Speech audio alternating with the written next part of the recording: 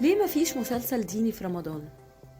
ليه كل المسلسلات عن العتاولة والحشاشين والمجرمين، والبرامج كلها عن المقالب وعن الفضايح، وبنجيب الفنان علشان نقعد نقول فضايحه وكل مصايبه؟ احنا استفدنا ايه؟ هو ده الهدف من رمضان؟ هو الناس دي ليه بتحاول انها تضيع صيامنا وتشتت انتباهنا وتفقد يعني معاني رمضان بالنسبة لنا؟ ليه مفيش مسلسل عائلي محترم بيتكلم عن مواضيع اجتماعية محترمة بشكل كويس لائق؟ ليه مفيش مسلسل ديني؟